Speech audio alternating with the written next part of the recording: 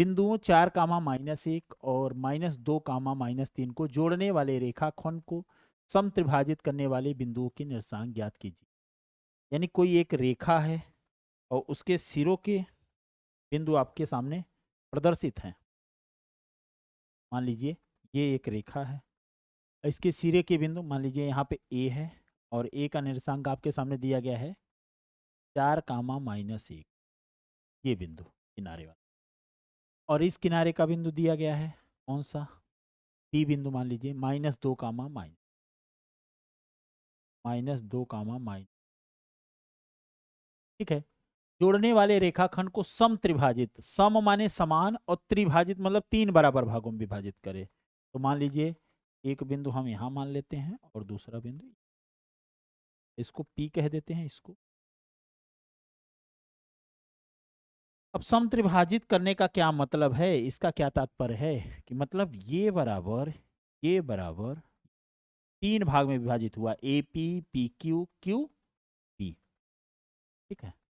तो ये शब्द को लिखेंगे भी कैसे, आइए देखते हैं। माना P और Q, P और Q रेखा AB को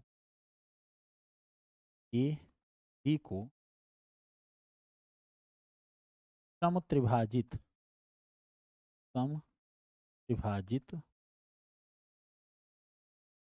करता है, ठीक है, करता है। अच्छा, समत्रिभाजित करते ही ये क्या हो जाएगा, P AB को किस अनुपात में काटेगा।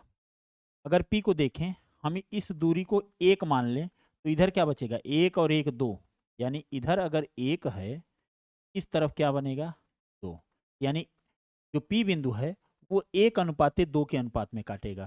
कैसे, AP को अगर 1 मान लिए, ये भी 1 होगा, ये भी 1 होगा, तो AP यानी इधर 1 मिल रहा है और उस तरफ क्या मिल रहे हैं 2, तो 1:2 बन गया।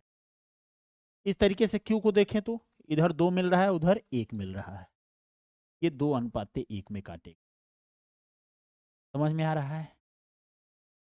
PAB को 1:2 के अनुपात में विभाजित करेगा। अब सर जी, अगर कोई अंतः विभाजन करता है क्या सूत्र बनेगा, तो P का निर्देशांक हम डायरेक्ट लिख सकते हैं। कैसे कैसे, ध्यान से देखें।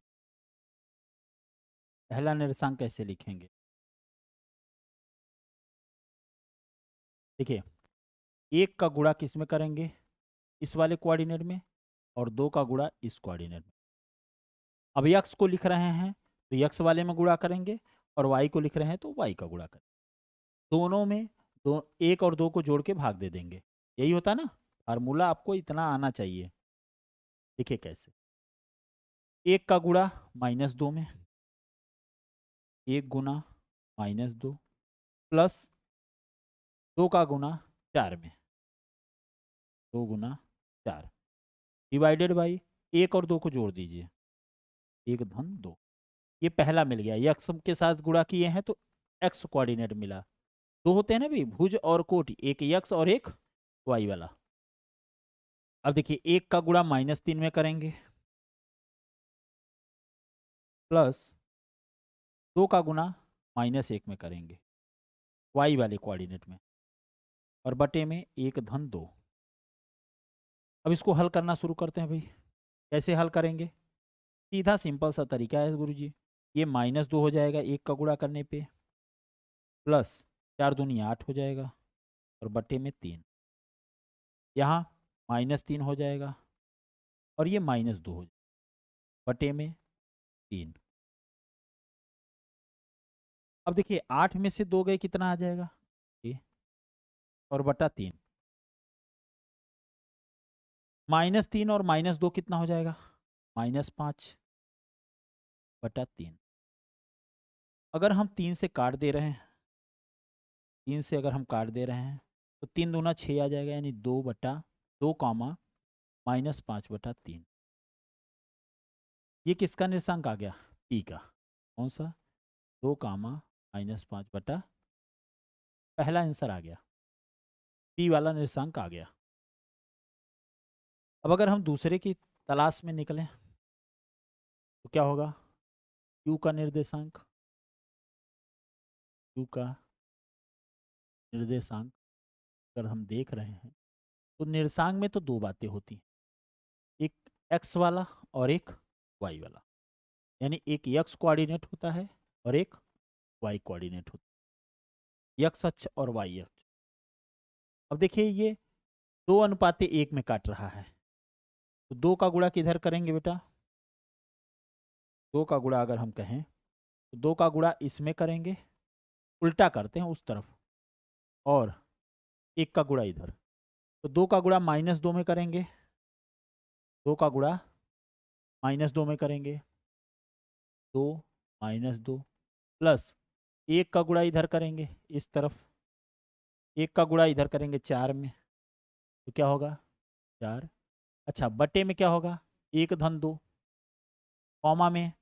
अब y के साथ अगर कर रहे हैं तो 2 का गुणा -3 के साथ और 1 का गुणा -1 के साथ, 2 का गुणा -3 के साथ और 1 का गुणा -1 के, बटा 1 धन 2। क्लियर हो आप लोग? बढ़े भाई, आगे बढ़े अगले कदम पे। -4, 2 दूनी 4 प्लस माइनस माइनस होता है +4 बटे 3, और ये क्या हो जाएगा? -6 -1 बटे 3, तो यहाँ से आ जाएगा -4 + 4 0 हो जाएगा, -7 बटे 3। क्या बना हमारा? 0 कामा -7 बटे 3, तो यहाँ क्या बन के आ जाएगा बेटा? 0 कामा -7 बटा, तो ये दोनों निर्देशांक आ गए, यही हमारा आंसर हुआ। तो 2 अंक का सवाल ये कंप्लीट हुआ। ठीक है, बहुत बढ़िया सवाल है, बेहतरीन सवाल है। हाई स्कूल में अगर हम कोऑर्डिनेट ज्योमेट्री की बात करें तो ये एक बेहतरीन सवाल है, उसमें कहा जा सकता है कि ये बेहतरीन सवाल है।